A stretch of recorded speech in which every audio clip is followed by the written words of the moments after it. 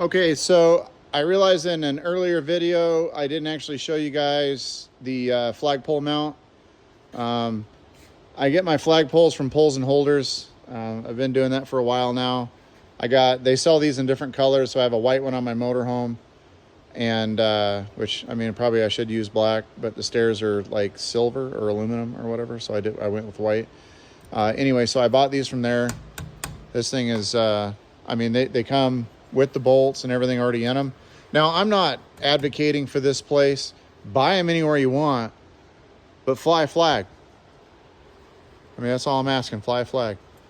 So it comes with this bolt. Now, the one that I have on my motorhome is a little older, and it doesn't have this bolt in it, which is like a stop, because the pole itself that goes down in here is fiberglass, and it indexes. Like mine will go to 26 foot. So it's going to go like, so I'm probably 6 foot from the top right here. So it's going to go like 20 foot past that, which is awesome, right? So right here, I've got it about 6 feet off the ground. And so really it's going to be like kind of 32 feet in the air, which I think is pretty trick. I always try to be that guy, right? Like the dude that's got like the tallest flag in the whole RV park, or something like that. You know, there's always going to be some like jerk off that's doing that, right?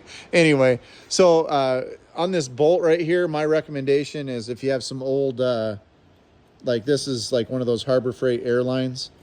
I just kind of cut it, ran it through the middle of the bolt so that when that flag sits down, or that pole sits down on top of it, it's sitting on that, not on this bolt. Because remember, the poles that these guys sell are fiberglass, like a fiberglass plastic, like a resin. And I don't know how long it's going to put up with like rocking back and forth on that bolt. So that rubber will really help that out. And I'm just wanting to point that out to you guys. I think it's fantastic. I think the poles are awesome. Let me kind of show you that.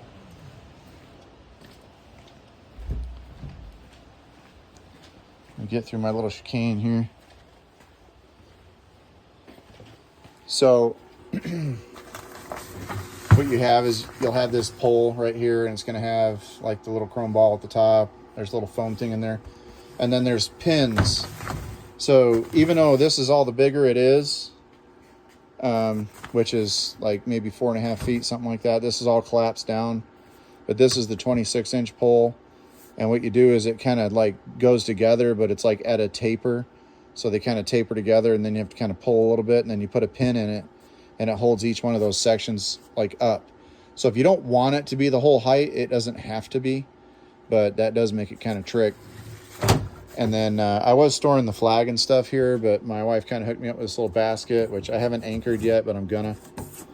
But I'm gonna build a little thing down there to hold this before I take off, or I'll build it when I get back. So here's the flag that I use. I use a 4x6 flag. And this right here is actually kind of cool. So this is this is like the solar light that goes up on top of the pole. And again, I'm not advocating for them. If you guys have something, just go with that. It works out fine as far as I'm concerned. Let me turn this off. So you can kind of see how that light, you know, it'll actually do a pretty kick butt job when it comes to like lighting up the flag. Oh, let's leave it in here. It's all solar powered and stuff, but you can kind of see like it'd kick it on that flag pretty good. Anyway, I'm pretty happy with it. I think it does a good job. I did buy new ones because the old ones that I have are about 10 years old. And this one has a lot more LEDs in it.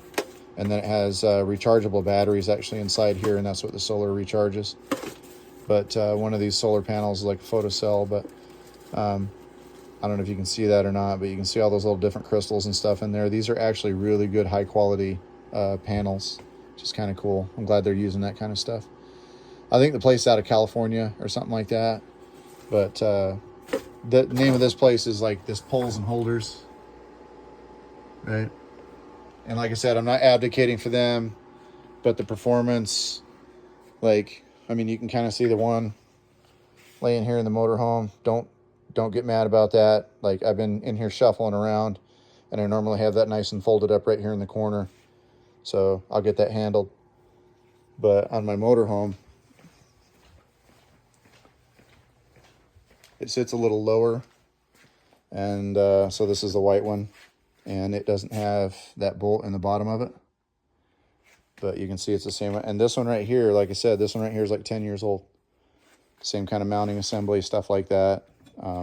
It's held up really well. I have it mounted down here because I can unsnap these stairs, and then they like fold up on the back of the motorhome if you need to get into the engine compartment to do anything, like check the oil. Transmission fluid's underneath. Well, it's in the back. It's not underneath anything. It's that they got these doors in the back, and you open those up and you have access to the engine. Anyway, the engine and everything's back here, hydraulic tanks, all the electronics and stuff. For most of the switching systems for all the batteries and everything are all in here. But anyway, so the goal here is just to kind of show you this, and that I have longevity with that company as far as the quality of their pole and stuff. And I didn't actually know, so we had friends that are from California, and they had one of the, at least I think that's what he was using. And I think his was 25 foot, mine was 26, so I was like a foot taller than him. So now he has a 26-foot one. Yeah. But anyway, so that is the flag, and I figured I would just kind of show you guys that because I think it's kind of trick and worked out pretty good. I'll put this away in a minute.